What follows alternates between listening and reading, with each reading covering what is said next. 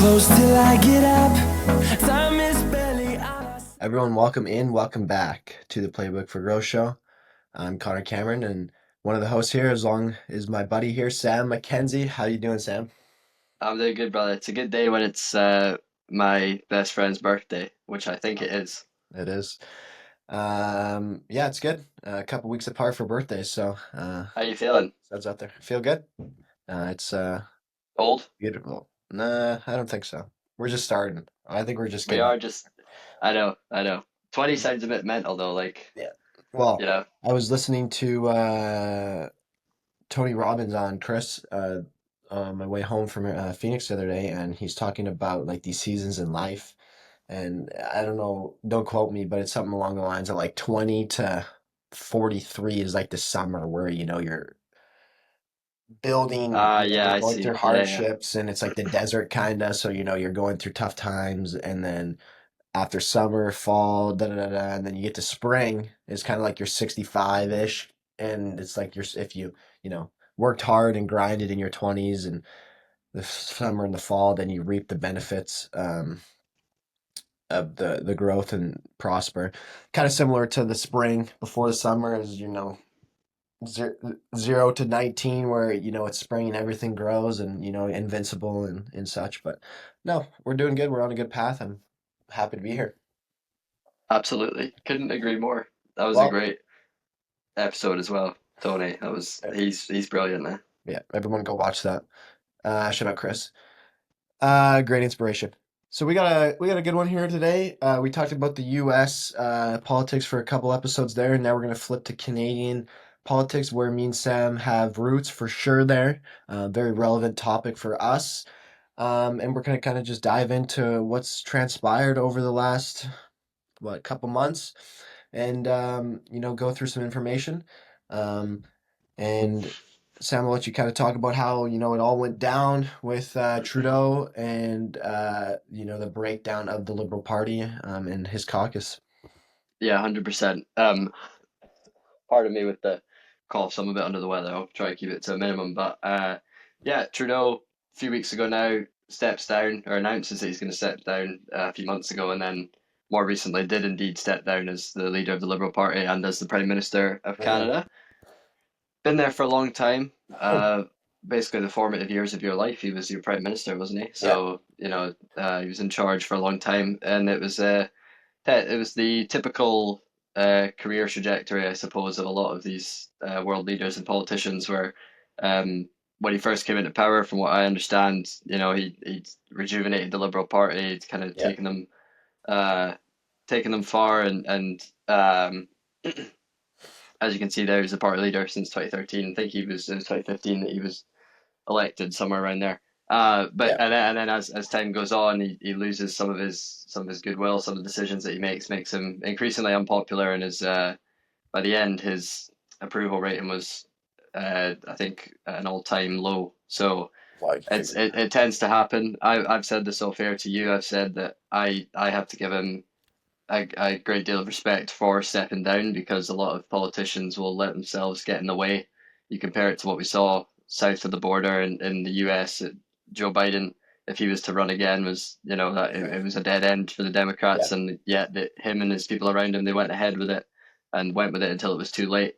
And so, although I believe Trump would have won anyway, it was kind of made easier for him by the mess that was across him with the Uh-huh. Democrats. But yeah, like I say, as for Trudeau, he's gotten out of the way in time, and we're going to get into his replacement later on. Here we go. Here's the approval of Mr. Trudeau, and it is the approve is the blue, right? So let's Yeah. take a So the look at that. highest was September 16. What year is this? Does it In say here? 2016, I think. Yeah, 2016. 65. And then Yeah, just that's kind of that's bounced back and that's forth. high in any sort of country. But look at this jump that we see in January 2025. That's the approval of him after he announced he was going to step down, because people, you know, there's a bit of respect there for getting out of the way and sort of putting his party first. So he's done the right thing in that regard. Obviously, I think you were in Canada longer than I was, but from the way I gathered it, it was the handling of the coronavirus. It was the prices of houses, whether that's house building or rental costs, or just the price of living, the cost of living wasn't where it was supposed to be, and the economy kind of stagnating. These are some of the things that I know people had grievances with Mr. Trudeau about. But yeah, out he goes, and as we'll touch on, he's been replaced by somebody who is now temporarily indeed the Prime Minister, which is a funny thing, ahead of the election later this month. Yeah, he said a lot of good things there, and I think that he handled a lot of his time poorly as the prime minister and did not meet the needs of Canadians in many sectors, like you mentioned, like the economy, food, houses, gas, um, crime, etc. And introducing the carbon tax, and trying to go for green energy, while hurting energy businesses. Excuse me. Um, which hurts the economy. I mean, energy is huge, and that hurts the economy. And so I think Canadians definitely were finally done, with the Trudeau regime and what they did to Canada. And um, it's definitely going to take a couple, I don't know, a couple years is the right word, but a lot of years to kind of recover from this and continue to grow and GDP and GNP and grow the economy, and have small businesses and be able to prosper and low tax and stuff like that. So hopefully we're on a trajectory like that, and there is a lot of respect there for Trudeau for stepping down. um, I mean, in Canada, lost a confidence vote, so the majority voted that they had no confidence in the government, and therefore he had to resign. Which is it's a kind of a cool policy or a cool standard in the parliament, if that's what you want to call it, of being able to do so. Um, but I think that I think there's a lot to unpack here that we're going to right now. And yeah, we're gonna talk about Carney here, who is the new Liberal leader and the current Prime Minister of Canada as of right now. As you can see here, I know we're a little bit late to his introduction, but nevertheless, 24th Prime Minister. uh, and, and we'll talk about this in a further episode, but the ongoing trade war with U.S., Canada, and Mexico, we'll dive into that in its own episode coming up. So look for that. But uh, he's experiencing. I mean, his job hasn't been easy, and I'll give him some credit. He has been battling with Trump, and the tariffs and the foreign affairs have come pretty hard, and Trump's been a big advocate for that. And they've come hard and they come fast. Um, but yeah, the article talks about him being sworn in, on Sunday. So this would have been, what day would have this been? I don't know. This is a while ago. But anyway, um, so yeah, so he takes over Trudeau. As Sam can mention, this is more of his alley here. Yeah. Governor, Bank of Canada, crisis, England. So I hadn't heard of Mark Carney until this all came about. When I first heard of him was after I think it was the finance minister resigned. That was the start of the end for Trudeau, and Carney was first mentioned as a potential replacement. And I'm seeing, I mean, like when you lead the Bank of Canada and the Bank of England, and then when you lead not only those nations but through these particular times I was going to mention in the article is beating me to it here, through the crisis, the financial crisis of 2008, and then he also led us here in the UK, led England through Brexit. Two huge moments, pivotal moments, and for him to be in charge of those two central banks tells you that his resume, his CV is incredibly impressive. Mhm. And then I know even afterwards he was an informal advisor for some time to Mr. Trudeau. I can't remember if, oh, here we go. Before he became a central banker, he also worked at Goldman Sachs for over a decade. Yeah. Yeah, so you can just tell, very impressive. And like I say, he was also, I believe, for a little while an advisor to Mr. Trudeau. I think that was to do with the response to the pandemic, Oh, if I remember correctly. So Yeah, look, he's done it, and as you said, Mr. Trump, he's opened the door for Carney, he's opened the door for the Liberals, he's opened the door to make this an election because even a matter of weeks ago, it was there. You might as well have just handed uh, the Conservatives. You might have handed Mr. Pierre. Might as well just given him the Prime Minister title right away because you knew that was where it was going. Whereas now you've seen this massive shift in the polls, Yeah. and as much as Carney has contributed to that, so has Trump, right? Because it's the anti-America rhetoric is what's opened the door. I mean, look at that change that we've seen recently. If you want to touch on that, 90 points. 90 points. Trudeau. Sorry, Trudeau. Pierre, 12% Carney. Maybe I'll zoom in here. I don't know if you guys can see that, but right here, 93. Like, there's no one even close. It's a landslide. it was And, so and, far out. and now you look today, and um, you could take this for what it's worth, 67%. Who knows if that's actually accurate, but I mean, Polymarket is pretty well known source. But anyway, it's you have to be doing something extremely wrong to be able to drop that many points. And I don't know what it is, but I think doing some research and with Carney being a financial advisor, being an economist, I think it gives him a little more, you know, head start on Pierre when it comes to the business side Well, of completely life. agree. Look at the resume, right? Like it's he's clearly a competent guy. He's been there and done it.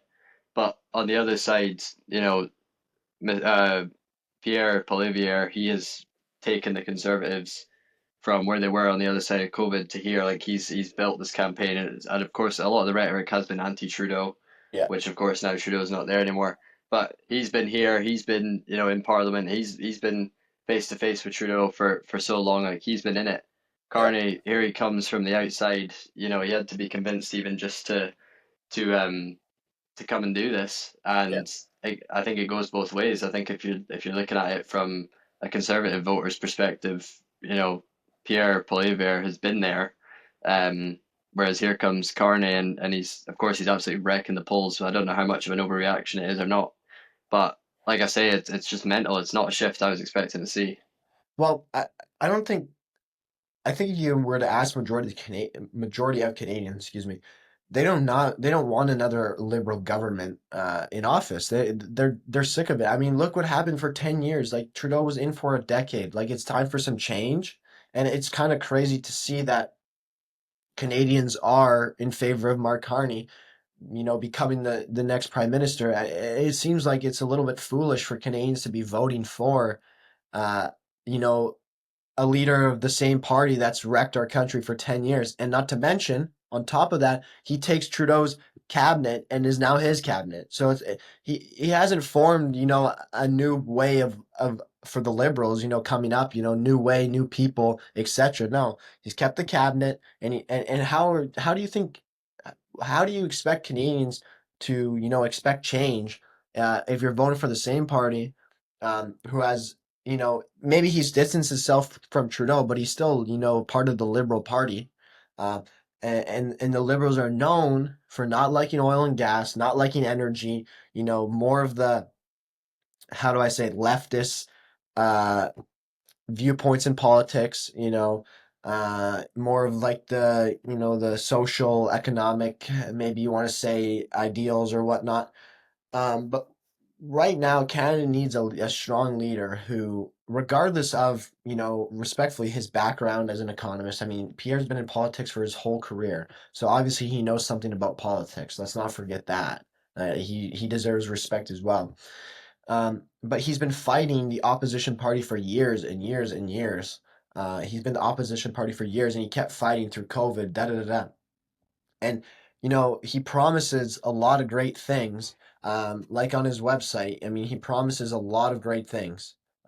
Tax cuts, um, energy, getting rid of the carbon tax, building houses, slowing down immigration, like all things that as a voter right now is super important. Like it's kind of similar.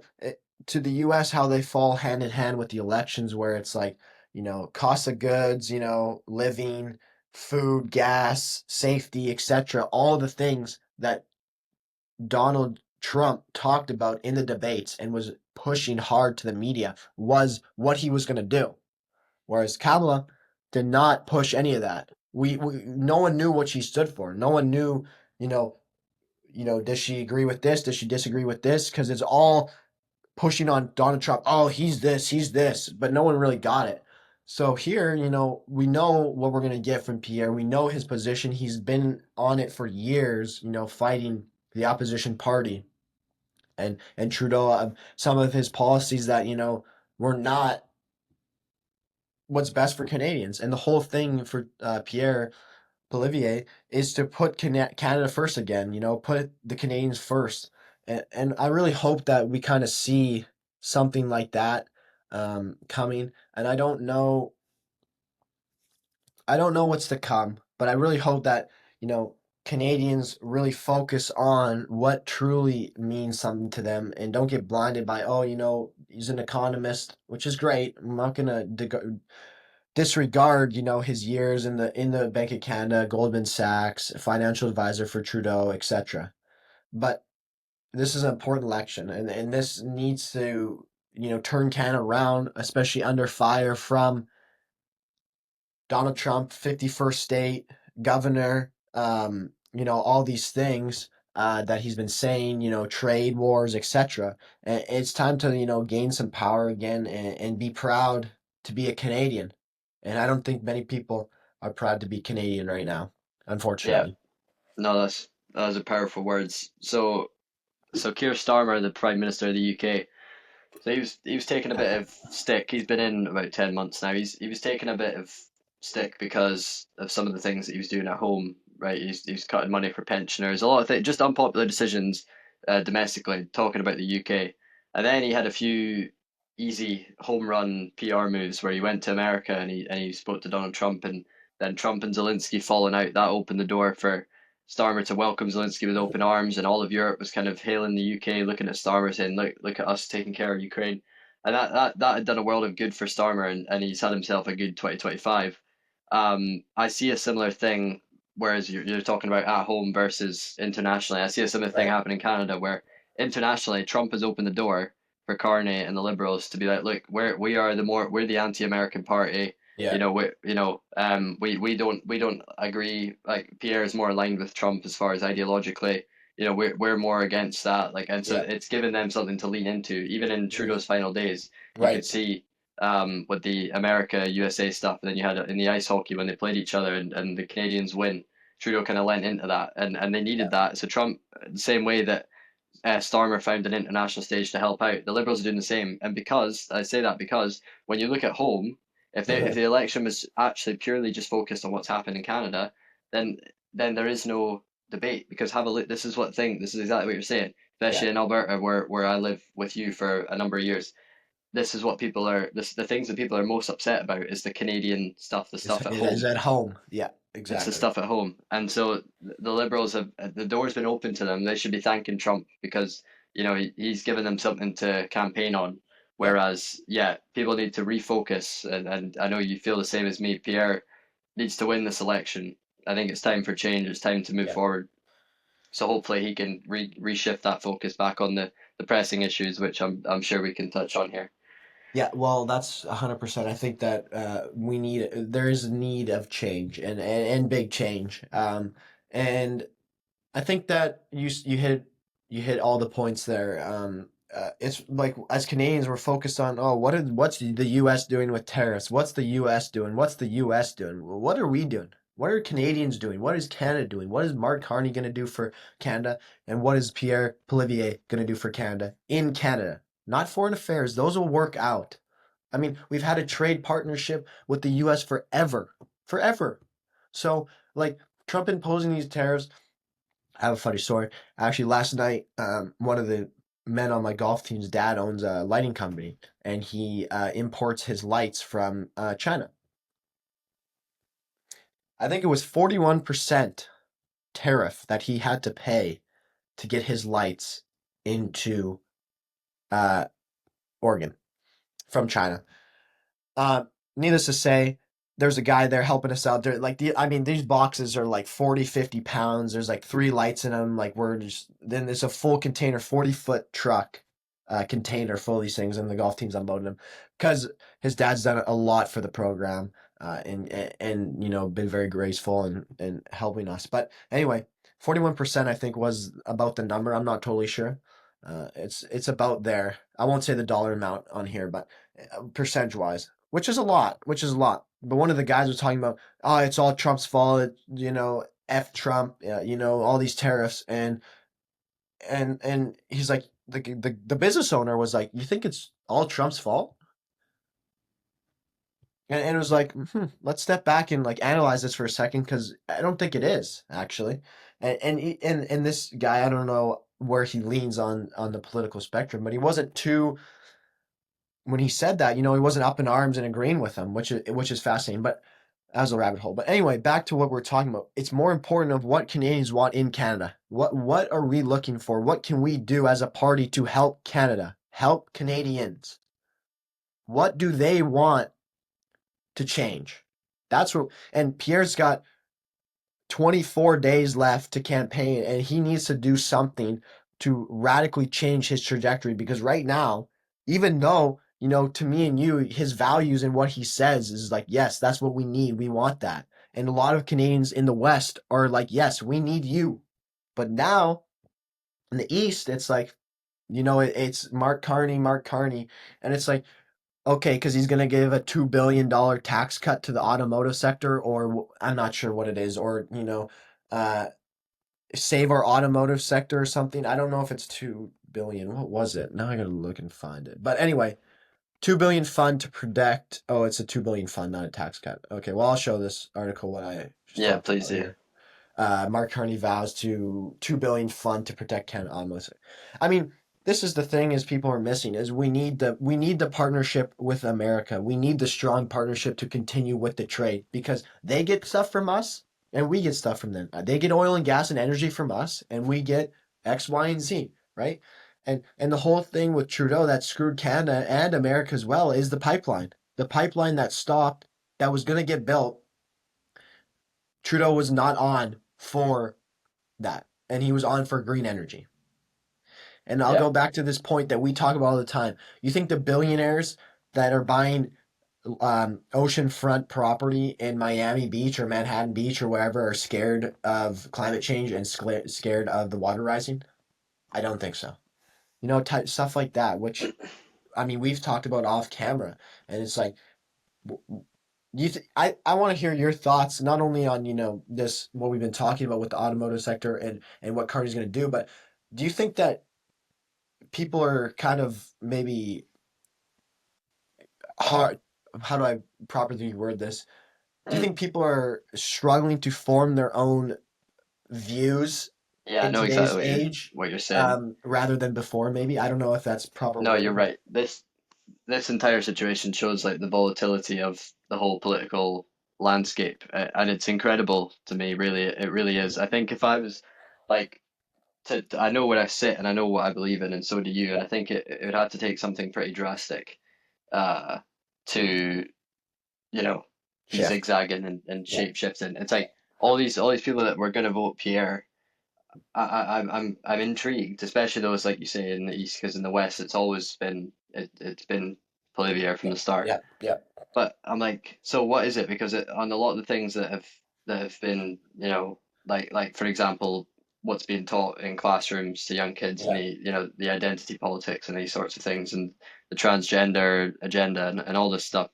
Like, surely you're not flip-flopping to Pierre based on that just because Yeah. it's Carney instead of Trudeau. Like if you were Pierre and you go, oh no, I'm gonna go back to Carney now.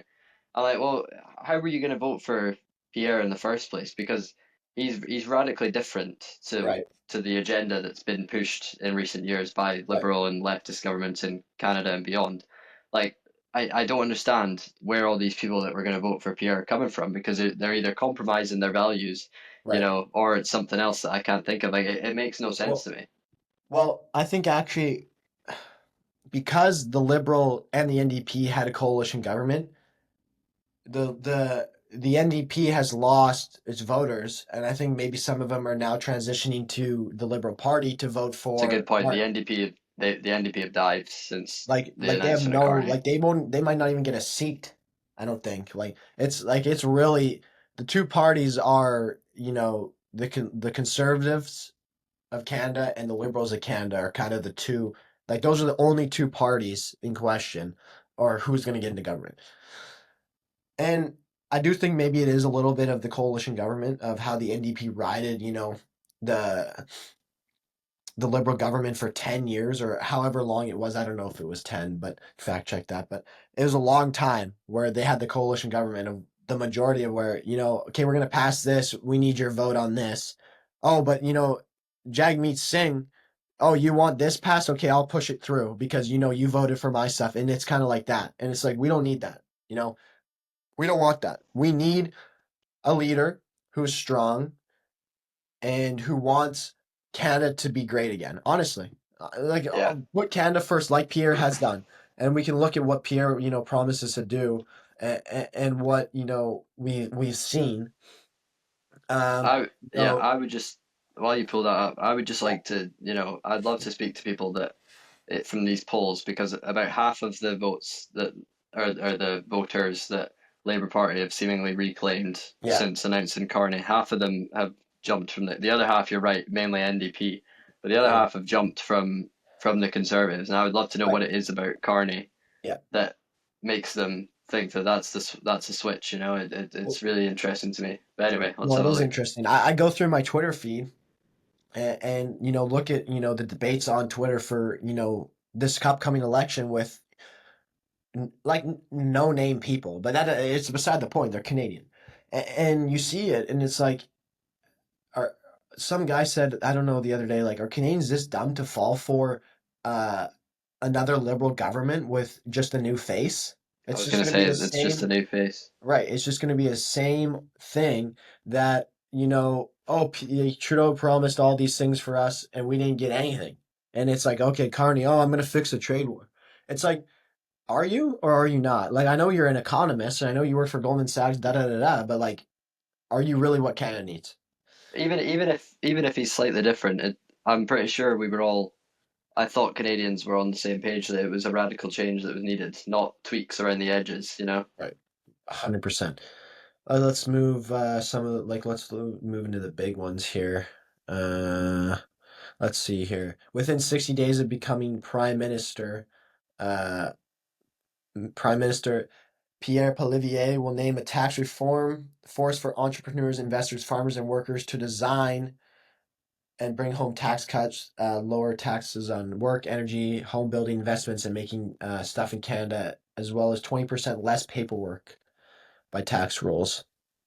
What else do we got? Take back control of the border by sending military troops and helicopters to the border, now adding 2,000 new border agents and giving CBSA powers to full border and more. Build border surveillance towers and destroy truck-mounted drone systems that can spot border incursions, track departures, so we know which people that have been deported have actually left. See, this is the thing. This is a common theme with Trump and Poilievre. Poilievre is the border. And we talked about this a ton. If a country doesn't have a border, it's not a country. And we talk about that constantly.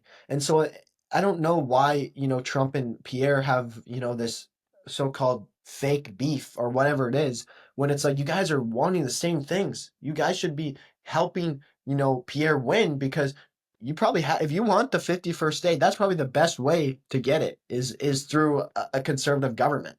Because the liberals are never gonna, even take that up. Yeah, and you're right, but that's what the Liberals are leaning into is the anti-Trump rhetoric, and it's a shame because it's kind of just destroyed what the rhetoric has been in Canada for the last number of years. I'm liking this end cancel culture and stop the war on our Yeah. history, building a monument to Canadians fighting in Afghanistan, restore Canadian heroes to the passport. Brilliant. This is simple stuff. This is the kind of thing that across the board in countries all over in Europe, in North and South America, these this restoration of traditional values, this return to normalcy, a fighting against the woke. Have we reached peak Yeah. woke? I hope so. This sort Yeah. of thing is common sense, and it's been a theme across a lot of the elections in recent years. Canadians can't be blinded um and forget about that because Mark Yeah. Carney is this, uh charismatic new guy. Like there's stuff that we've known needs changed, that Pierre's telling you for years that he's going to change, and that can't all get lost here Yeah. right at the end. Yeah. Big one, the pipeline, like I talked about, within 60 days, replace it with a new law that protects nature and gets project approved within a year of an application. I mean, this is just huge. I mean, the U.S. the pipeline just, benefits uh, both parties involved, and it benefits everyone. And the truth is we need energy. We need oil and gas, and Alberta has lots of it, natural resources, and it's clean. Um, and we need it right now. I'll tell you what, when it's 30 below in Calgary, you want oil and gas. You want to be able to heat your house. And I'm sorry to say, solar panels, wind Affordably turbines, too. Yeah. and affordably, correct, are not going to fuel your heat needs for 30 below for a week in January. It's just not going to work. I mean, look at it. We'll go to school. We're freezing. It's like, thank God we have heaters and oil and gas, because sure, you can store all your energy on your solar panels in the summer, but as soon as there's no sun, there's no energy coming in, and then you use it all because of how much consumption there is. I'm not sure what the rate is on that, but I know that's to be true. I've read Yep. it. That's another one. The return to oil and gas, an oil and gas friendly government. Well, we Like talked part of the about reason that. Trump won. It's all. Yeah, we talked about that in a episode before about the jobs and the GDP it creates in the U.S. alone. So Mhm. imagine, with Canada and what could transpire um, through there. But I mean, we hit on a lot of important things, and I think the bottom line here is we need change. There is change as needed, and Pierre's putting Canadians first with what he's done in that what I just showed and more. The carbon tax cut, building the houses, slowing down immigration, all things that Canadians are wanting. And Sam touched on it beautifully earlier about focusing on what's at home rather than what's foreign. So really, vote on what's he going to do for you in Canada, because there's no interest for you in America. You know what I mean? There's really no interest. It's really insignificant compared to what he's going to do in your home country. What is he going to do day to day to make your lives better? Which candidate is going to make your life better when they get elected? Who is it? And you got to ask yourself that truly, and you got to vote for the true person that's going to do that, whether that be right, left, center, etc. And look at what they're going to stand for. And do you believe that they're actually going to seek change? Yep. Sums it up pretty well. Sums it up pretty well. I'm sure we'll talk about it again. Got a few Yeah, more weeks here before the election actually takes place, or maybe in the aftermath or reaction. Either way, yeah, it'll come up. yeah. We talked a little Um, bit about Carney, about what he's going to do, with the trade sector, and talking about Trump. And it's really kind of hard to find on a website what he's actually going to do.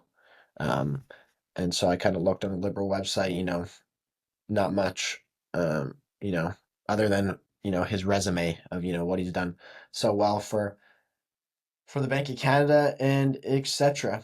Last thoughts here, Sam? yeah, I'm excited. It's going to be a fun election to follow. Obviously, try not to get too caught up in it, even though there is, in my eyes, a real necessity that a real necessity for the Conservatives to win the election.